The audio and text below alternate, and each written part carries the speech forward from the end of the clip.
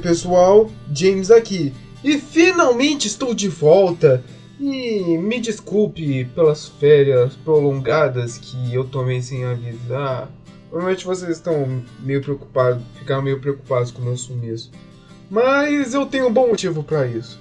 Bom, é porque eu tô trabalhando no meu mangá chamado Freedom, que será lançado no dia da independência brasileira, ou seja, 7 de setembro.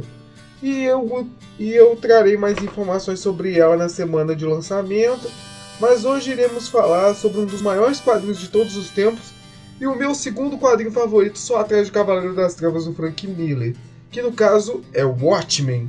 E então, se você é fã de quadrinhos da Marvel, da DC Comics ou até de qualquer outra editora, já se inscreva no canal, ative as notificações, deixe o like e me ajude financeiramente com o Apoia-se, que está na descrição do vídeo. Então, sem mais delongas, roda a vinheta.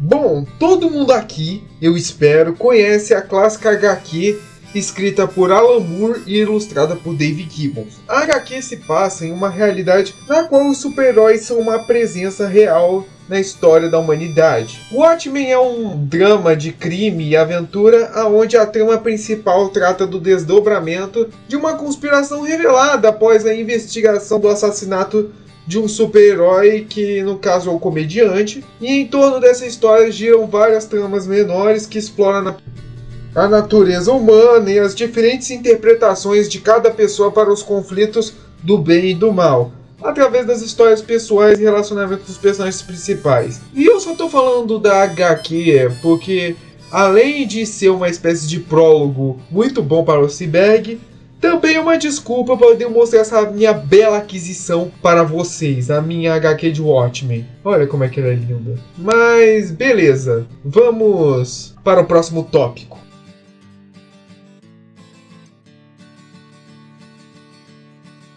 Bom, a maioria dos fãs de Watchmen sabe disso, mas por que não citar?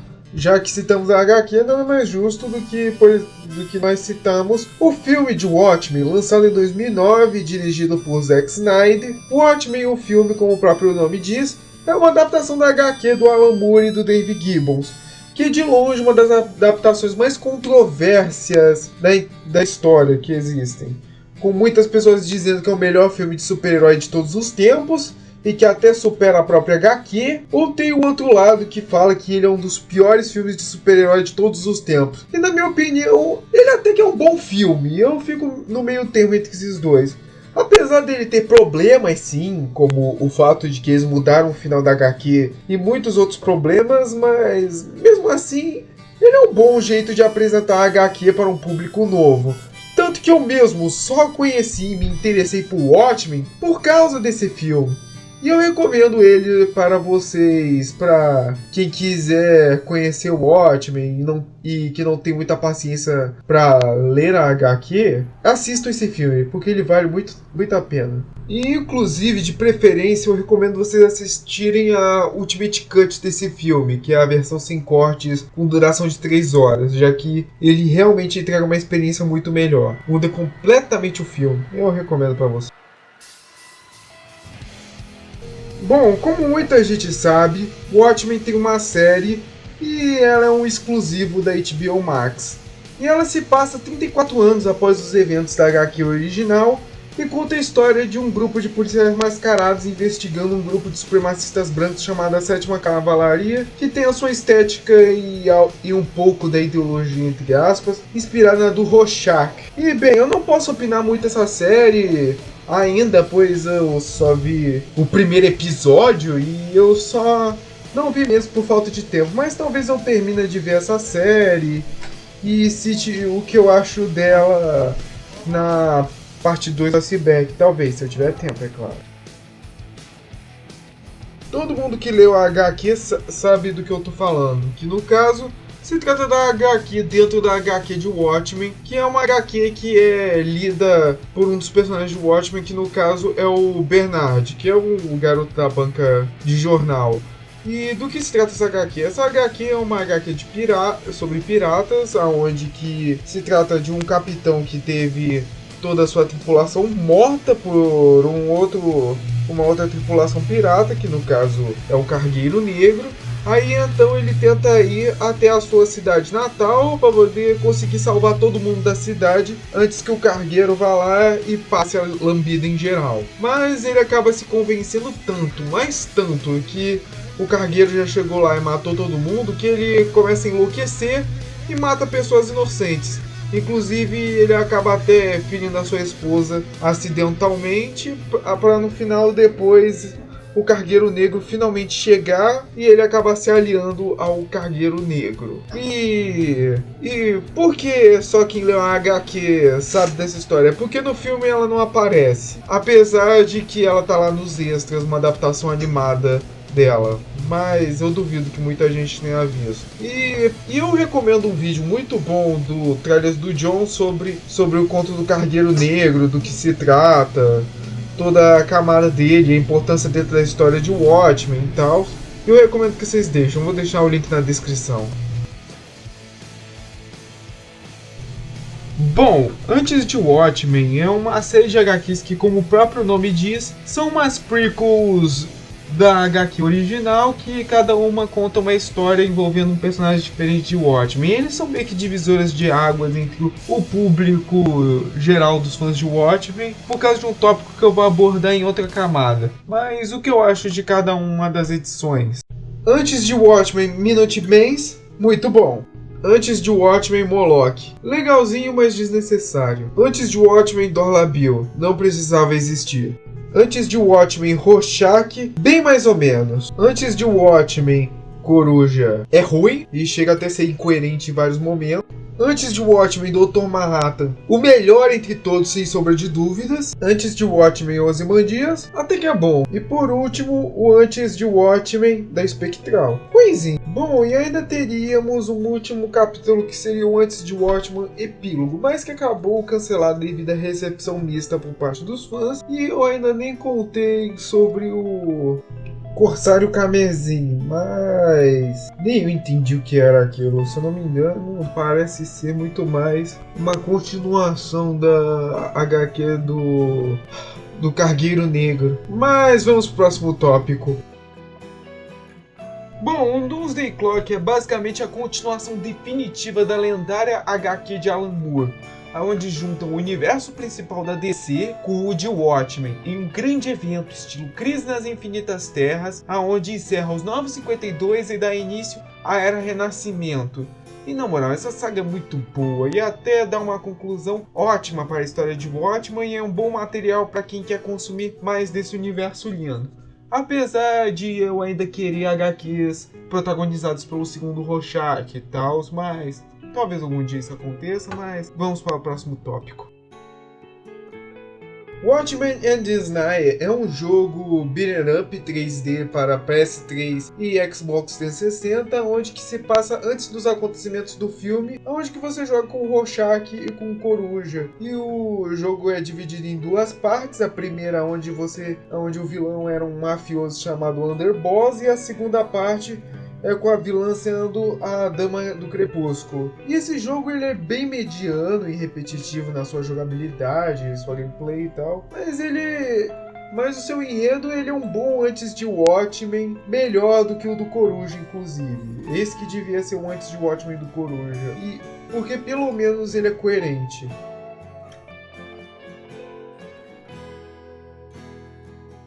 Bom, para início de conversa, o que é uma Motion Comics? Motion Comic são uma forma de animação que combinam elementos de impressão de histórias em quadrinhos e animação. Painéis individuais são expandidos em uma tomada completa, enquanto os efeitos sonoros, dublagem e animação são adicionados para a obra de arte original. E existe uma Motion Comic de Watchmen, inclusive até dublada em português, que eu vou deixar na descrição para quem tiver interesse em assistir.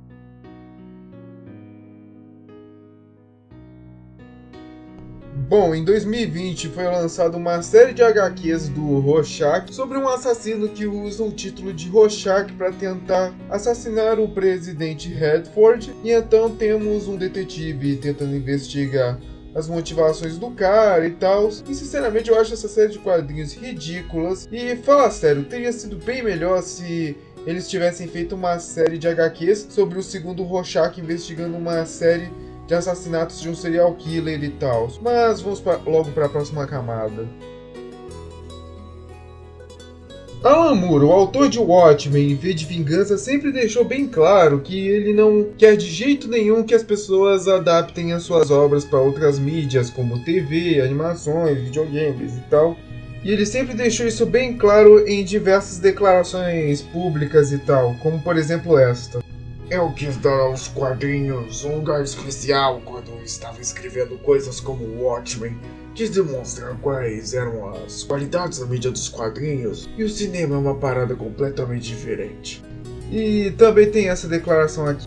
Se olharmos os quadrinhos apenas em relação ao cinema, então filmes que não se movem é o melhor jeito que eles poderão ser. Achei no meio dos anos 80 preferível me concentrar naquilo que apenas os quadrinhos poderiam alcançar, a maneira pela qual uma imensa quantidade de informações poderia ser incluída em cada quadro, a justa posição entre o que um personagem dizia e a uma imagem que o leitor observa. Então, de certa forma, a maior parte do meu trabalho desde os anos 80 foi criada para ser infilmada.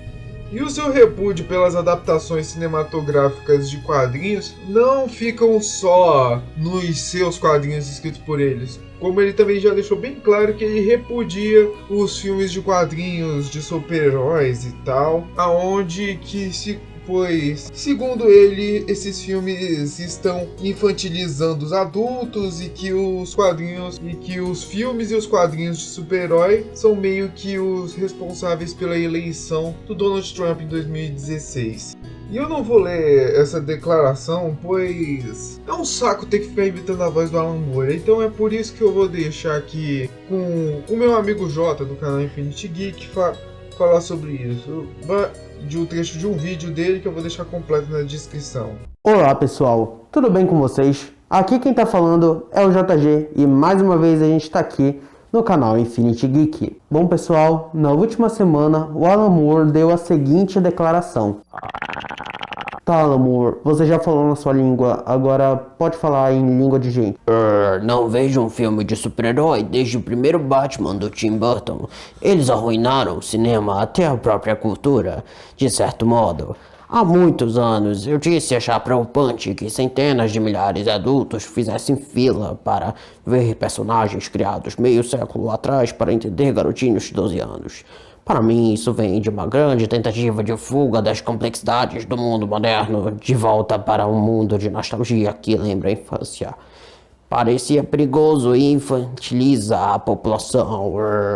Alan Moore. Como vocês puderam ver, o Alan Moore ele tem um certo desprezo por filmes de super-heróis e super-heróis em si. Ele meio que se arrepende de ter trabalhado com isso e coisa e tal. E, assim, eu não vou entrar no mérito de falar mal dele aqui, do tipo, o Alan Moore odeia super-heróis, que coisa. Porque, enfim, a mente do Alan Moore é uma coisa muito complicada. É meio esquizofrênica e tal, porque o Alan Moore se droga e tudo mais.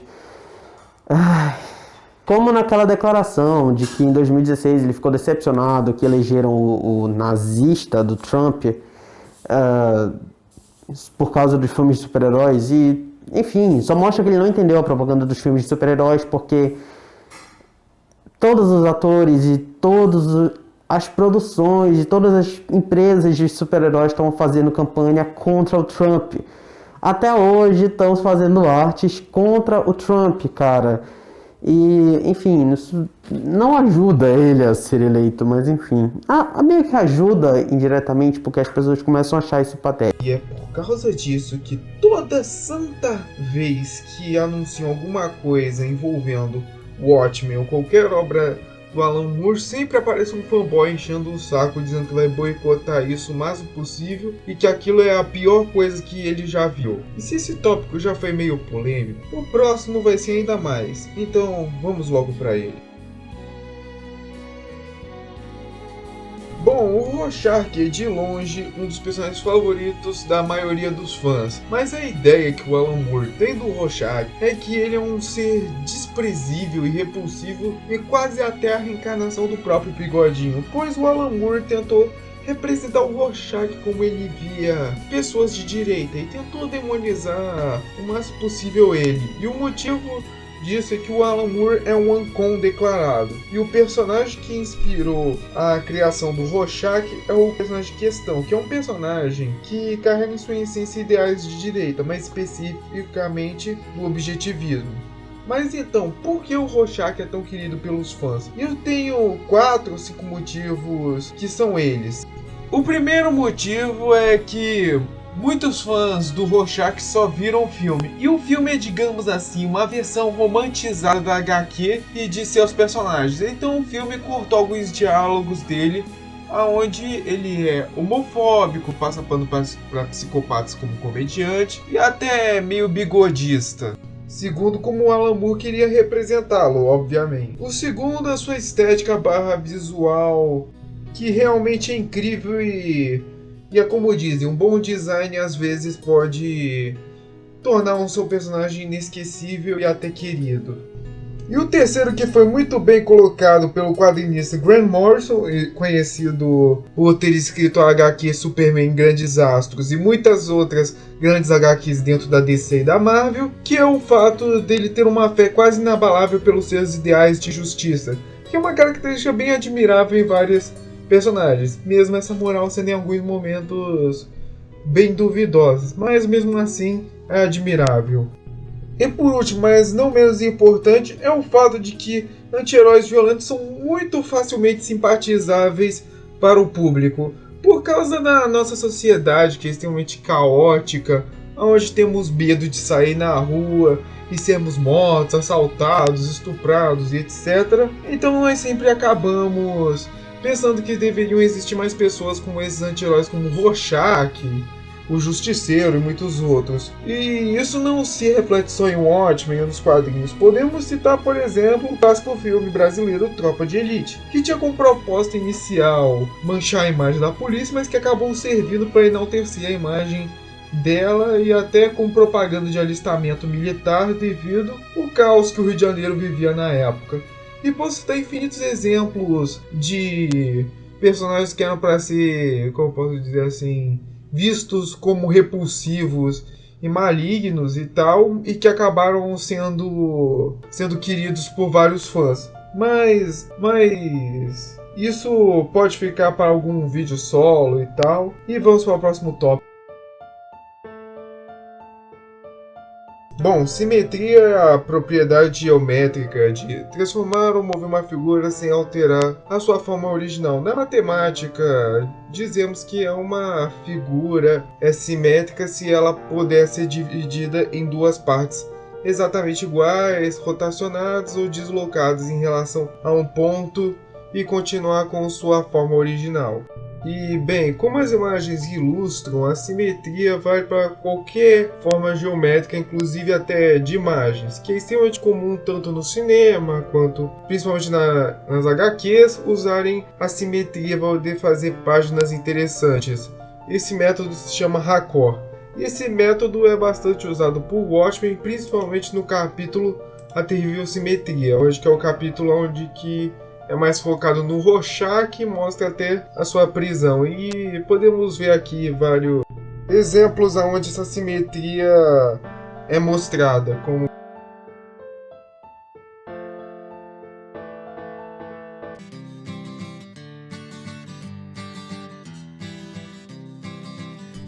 Bob Dylan é um cantor cujas suas músicas têm uma grande e estranha conexão com Watchmen, aonde que a música Desolation Road de Bob Dylan foi uma inspiração para Watchmen, segundo o ilustrador Dave Gibbon, que é uma coisa que pode ser vista dentro do volume americano da última reimpressão de Watchmen. E você vê isso principalmente quando o nome do primeiro capítulo da HQ é À Meia-Noite Todos os Agentes, ou como é no original, At Midnight All the Agents, espero ter falado certo, que é uma parte da letra de Desolation Row. E ainda no final do capítulo temos uma parte da letra da Desolation Row. E também no capítulo 10, que é nomeado de Dois Cavaleiros que se Aproximavam, que também é uma referência a uma música do Bob Dylan, que além de que no final do capítulo também temos um trecho da música Watchtower.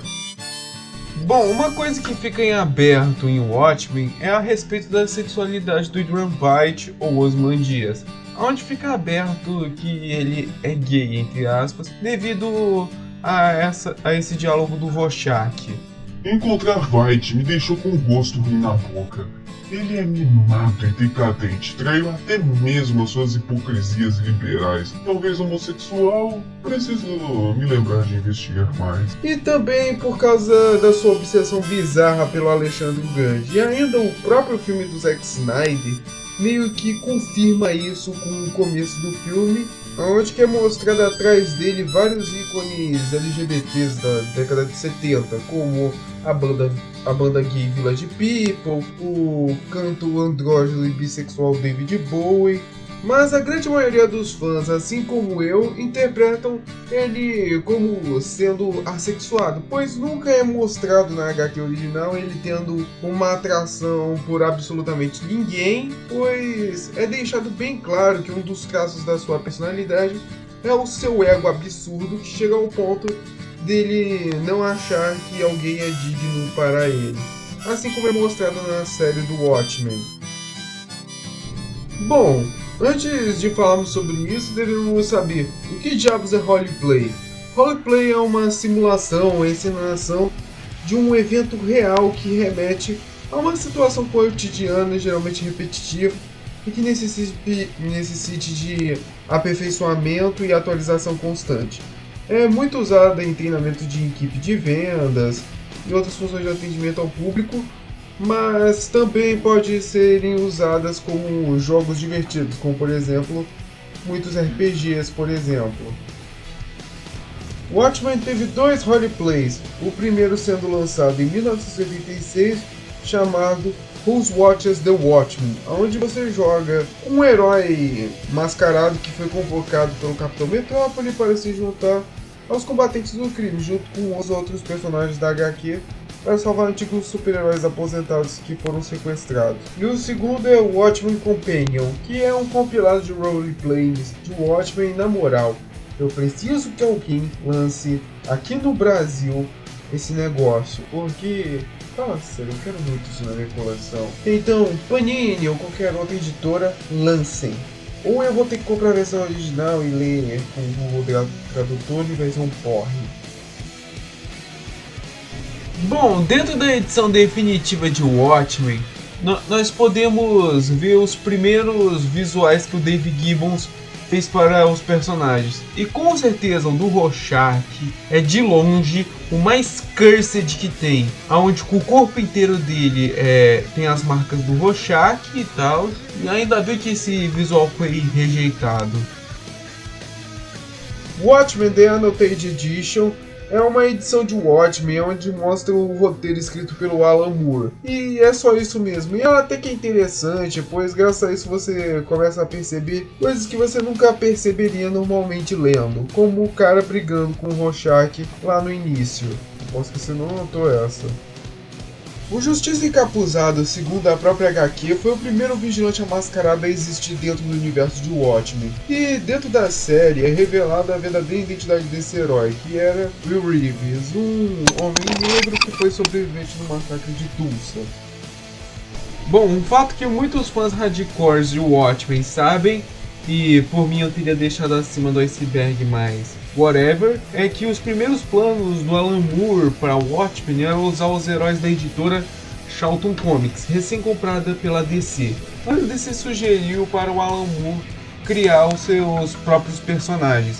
E ele criou seus personagens onde que todos eles são baseados nos heróis da Charlton, aonde o Questão virou o Rorschach, o Besouro Azul se tornou o Coruja, Bom, não esse Besouro Azul. Esse Besouro Azul. O Thunderbolt virou o Ozymandias. A Lady Knight virou a Espectral. O Capitão Átomo virou o Dr. Manhattan.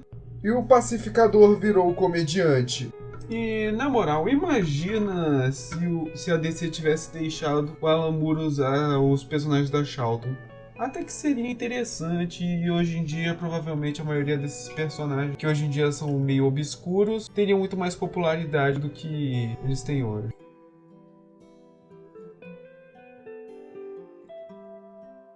Watchmen Noir é só mais uma republicação de Watchmen, mas só que, como o próprio nome diz, Noir, que significa que é em preto e branco, ou seja, sem a color. Eu tô enrolando demais, pelo amor de Deus. É uma coisa que não tem nada demais. Eu só tô enrolando para vocês poderem ver um pouco mais dessa edição. Mas, whatever, isso não tem nada demais. Então vamos pro próximo tópico que é mais interessante. Bom, isso se deve a uma paródia feita no programa Saturday Morning Show, onde que imagina como seria um desenho infantil dos anos 90 de Watchmen. E existe um boato que diz que o Alan Moore falou que essa é a única adaptação boa de Watchmen. Mas isso é só um boato e não tem nada provando ele. Mas David Gibbons, o desenhista da HQ, falou muito bem nessa animação, dizendo: o problema é que, obviamente, eles estão se divertindo com isso, mas do jeito que foi feito, você sabe que a pessoa realmente se importava com o que estava fazendo e realmente conhecia o Watchmen em detalhes.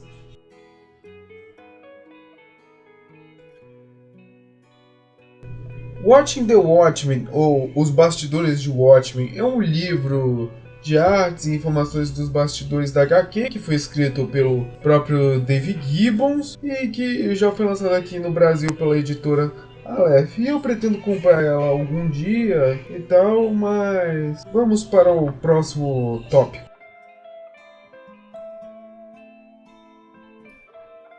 Bom, basicamente existiu uma linha de bonecos europeus, estilo Lego, lá na Europa, que são baseados no filme do Watchmen para poder promover o filme. E é só isso, não tem nada demais, então vamos para a próxima capa.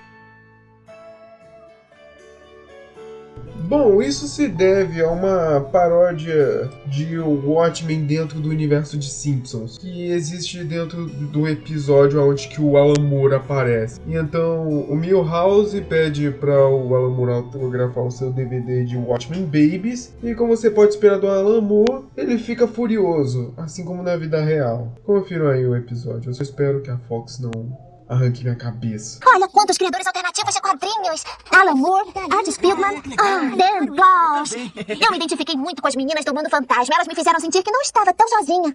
Sim, como quiser. Menininha, você conhece alguém que trabalhe no Batman? Porque eu quero muito desenhar o Batman. Eu sou muito bom em cintos de utilidades. Dá uma olhada nisso. É aqui que o Batman guarda o dinheiro, caso ele precise pegar um ônibus.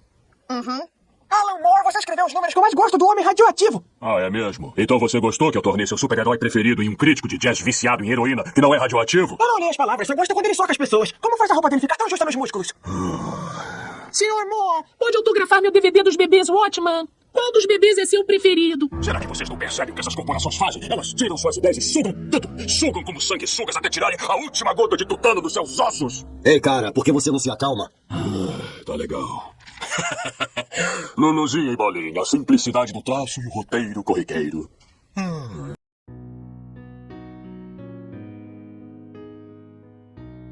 Bom, o filme de 2009 do Zack Snyder não foi a primeira tentativa de adaptar a clássica HQ de Alan Moore e David Gibbons para as telonas. A primeira tentativa foi em 1989, que seria dirigido por Terry Gilliam, que é conhecido por ter dirigido o clássico Monty Python, Em Busca do Cálice Sagrado, e que foi roteirizado por Sam Raimi, conhecido por ter roteirizado os dois primeiros filmes do Batman do Tim Burton. E esse roteiro tem completo em inglês na internet. E meu amigo, se o filme de 2009 do Zack Snyder é controverso até hoje, meu amigo, se esse filme tivesse sido lançado, todo mundo teria surtado e o Alan Moore provavelmente teria tido um infarto. Porque, para vocês terem ideia, no final do filme, o Adrian Veidt morre, o Dr. Manhattan volta no tempo e impede a sua própria origem.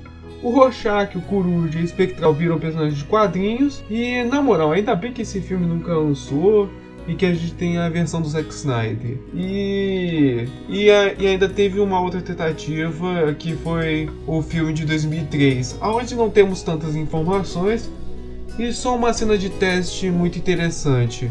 Mas provavelmente esse filme teria um roteiro semelhante ao do Zack Snyder. Bom, existe uma teoria criada lá em 1999, onde que é dito que o Justiça Encapuzado e o Capitão Metrópolis nunca morreram e que só forjaram suas mortes para terem uma vida tranquila juntos. Isso se deve a esse painel aqui, onde mostra esses dois cavaleiros bem parecidos com os dois juntos, mas que foi meio que foi desmentida pelo Dave Gibbons, que apesar de negar a teoria, ele gostou bastante dessa teoria e achou até ela interessante.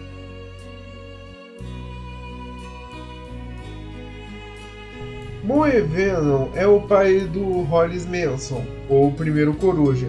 E tem uma teoria que diz que ele também é o pai do comediante por causa da sua aparência, que é bastante parecida com o do comediante. E isso até que faz sentido, mas eu não quero desenvolver, ainda mais por causa que meio que não faz diferença nenhuma essa teoria existir ou não. Então vamos para o próximo tópico.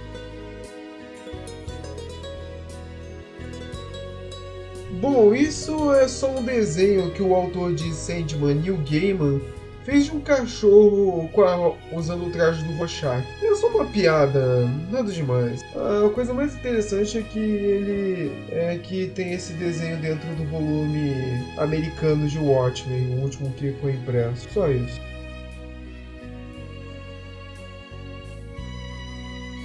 Bom, a revista Mad é uma revista americana conhecida por fazer várias paródias da cultura pop. Vocês devem conhecer pela série animada deles lá no Cartoon Network que passava.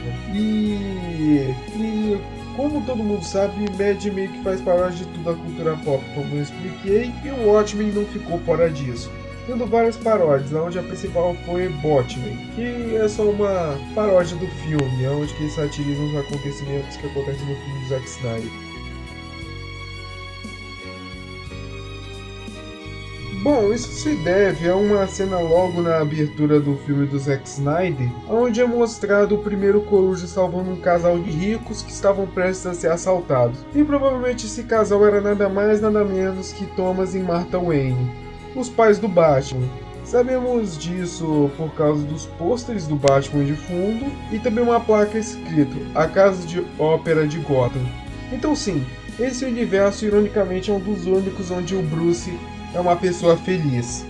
Bom, Watchmen teve 2 jogos de celular e ambos foram feitos para acompanhar o filme do Zack Snyder. O primeiro só Watchmen Mobile Game, que é um jogo binner up que se passa antes dos acontecimentos do filme, onde que você joga com o Coruja e o comediante em fases intercaladas. E o segundo é Watchmen Justice is Coming, que é um jogo de luta online onde você cria o seu próprio vigilante e enfrenta outros vigilantes.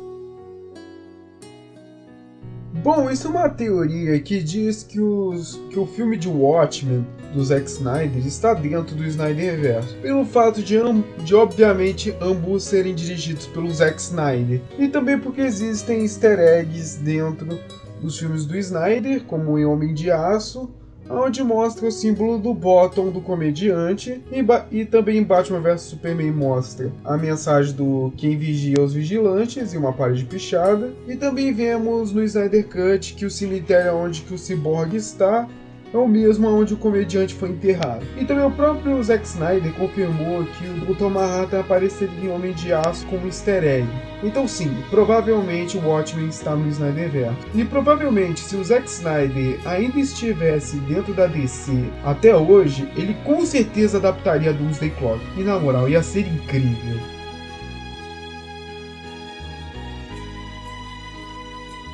Bem, eu já citei na camada anterior a paródia de Mad, mas o Watchmen também teve mais 2 paródias. Uma são Shitty Watchmen, que é a mesma HQ de Watchmen, só que com os diálogos piorados e com um traço mais cagado de propósito. E o segundo é Watchmesh, que essa é a mais interessante, onde os personagens de Watchmen são advogados do Alan Moore que estão enfrentando um processo judicial contra a DC pelos direitos autorais e, na moral, ela é muito interessante e recomendo que leiam, se conseguirem achar em português, é claro.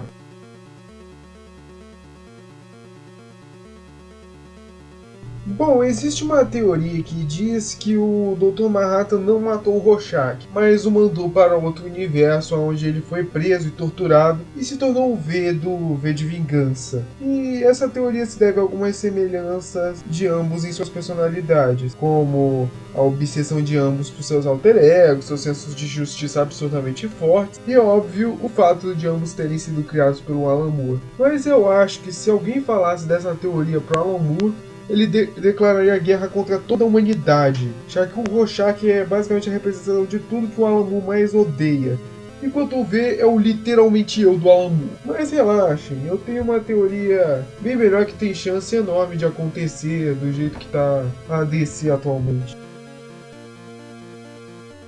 Watchman X é um bait criado pelo fandom do Watchmen, onde dizem que existe uma continuação de Watchmen nos anos 80 e 90, onde que obviamente esse quadrinho é uma zoeira com os quadrinhos Edges dos anos 90, e essa zoeira fica ainda mais clara quando é dito que essa continuação é escrita e ilustrada pelo Rob Liefeld, que é extremamente conhecido nessa indústria dos quadrinhos trashes dos anos 90. Foi, por acaso que você não conheça ele criou Deadpool e também foi ele que desenhou o Capitão América.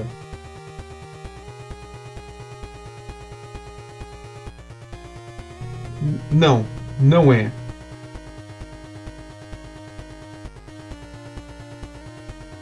Bem provável. Bom, no primeiro capítulo de Watchmen é mostrado uma das mudanças causadas pelo surgimento do Dr. Manhattan, que acontece na página onde mostra o Rorschach comendo feijões enlatados. E podemos ler nessas embalagens Heinz Beans com o número 58. Isso serve para poder indicar a variedade de sabores que existem, mas na vida real só existem 57. E segundo essa teoria, o Dr. Manhattan teria criado um novo sabor de feijão. Ou até outras dizem que ele foi criado geneticamente modificado igual os frangos de 4 patas que existem dentro desse universo. E esses detalhes foram feitos até para mostrar que até nas menores coisas mudaram graças ao surgimento dos vigilantes.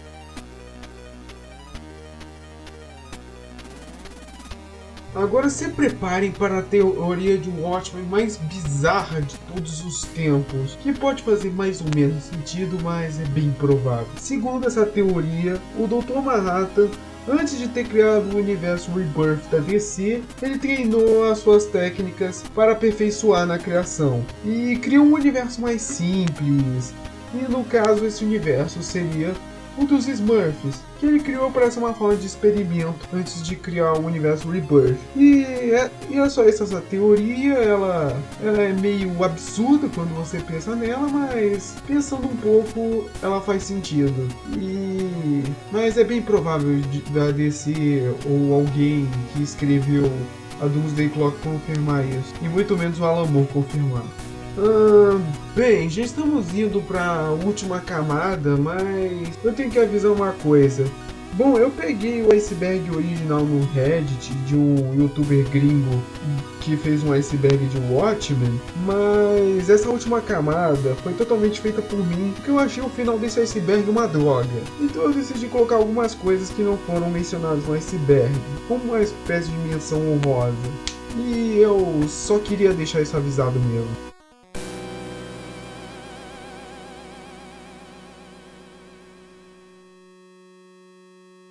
Bom, foi anunciado no dia 22 de julho desse ano as mais novas animações da DC, que no caso serão as adaptações das clássicas HQs Crise nas Infinitas Terras e a outra Watchmen, que será lançada ano que vem.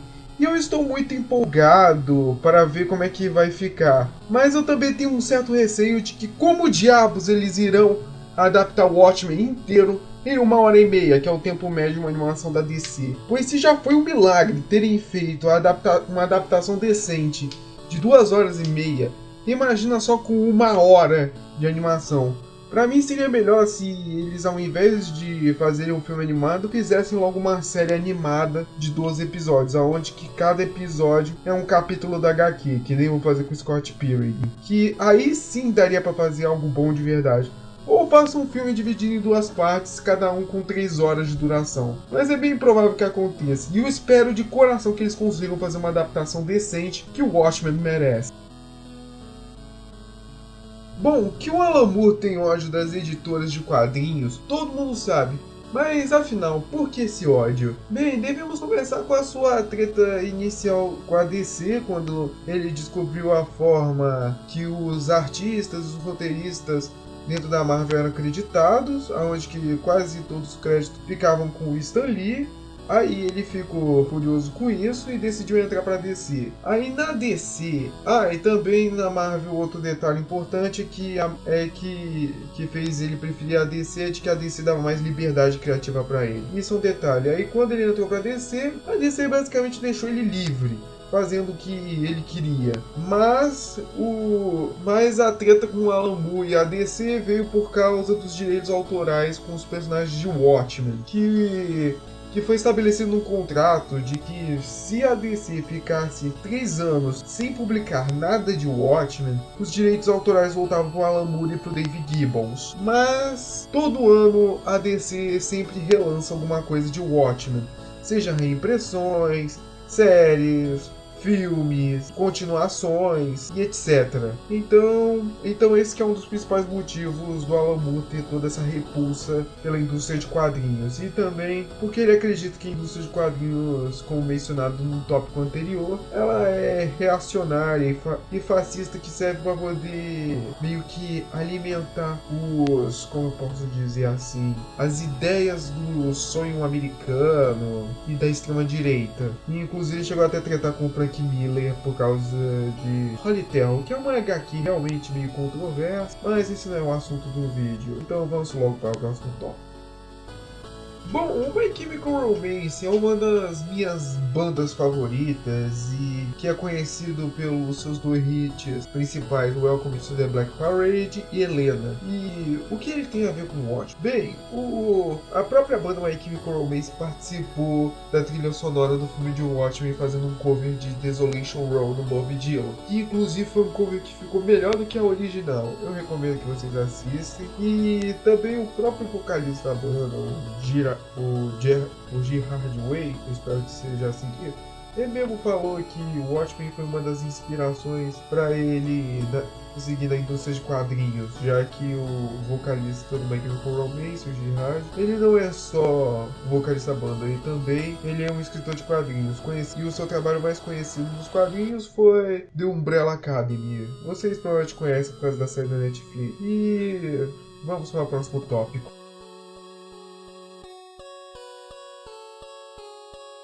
Bom, um dos maiores clássicos do cinema e também um dos filmes mais populares do diretor Martin Scorsese, Taxi Driver, se passa dentro do universo de Watchmen. Isso é confirmado dentro da edição antes de Watchmen do Rorschach, aonde nós vemos Trevor, o protagonista de Taxi Driver, conversando com o Rorschach enquanto dá carona pra ele. Bom, antes da gente começar, eu queria deixar bem avisado para as pessoas que estão vendo o vídeo, se você é sensível e tem gatilho sobre certos assuntos extremamente pesados e crimes e tal, eu recomendo que você pule essa parte do vídeo e vá para o próximo tópico. Ou até mesmo se você for de menor de idade, também saia. Mas se você é de maior e aguenta, fique aqui, ok?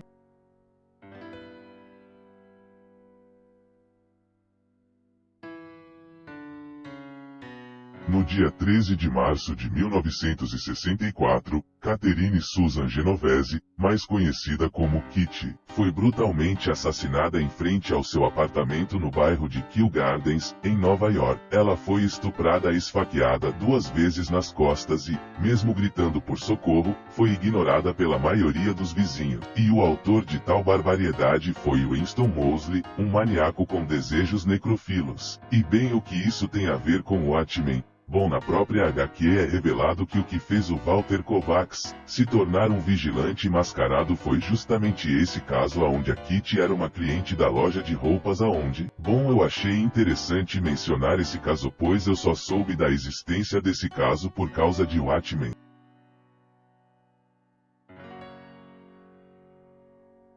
Bom, e para finalizar esse iceberg, eu deixei por último a teoria que eu criei sobre o fim que o Rorschach teve. Que foi inspirada na teoria do V, mas essa aí é um pouco melhor. Segundo essa teoria, após a morte do Rorschach nas mãos do Dr. Manhattan, ele foi levado para ser julgado no Conselho dos Magos, que o condenou a perder a sua memória e o seu rosto, e ficar vagando eternamente pela Terra. Ou seja, ele se tornou o Questão dentro dos Novos 52. E essa é a minha teoria. E tem uma chance bem provável disso acontecer, já que ainda não foi nos revelada a verdadeira identidade do Questão. Então, provavelmente a DC vai fazer isso de alguma forma até para poder alavancar as vendas das HQs do Questão e poder capitalizar ainda mais com o nome da franquia de Watchmen. E uma observação, essa parte do vídeo foi feita totalmente no improviso e isso que esclarece alguns pontos. O motivo do Rorschach ter sido condenado pelo Conselho dos Magos foi porque ele basicamente condenou o seu mundo à destruição, deixando o diário revelando o plano do Adrian Veidt e causando os eventos da Doomsday Clock. E por conta da sua personalidade impulsiva e difícil, era extremamente perigoso deixar ele livre com as memórias que o mantêm. Então é por isso que o Conselho apagou as memórias dele e também de quebra apagou o seu rosto. E é isso a teoria. Então é isso, galera, esse foi mais um vídeo. Se inscreva no canal, ative o sininho das notificações e deixe o like. E muito obrigado pela sua visualização e fui!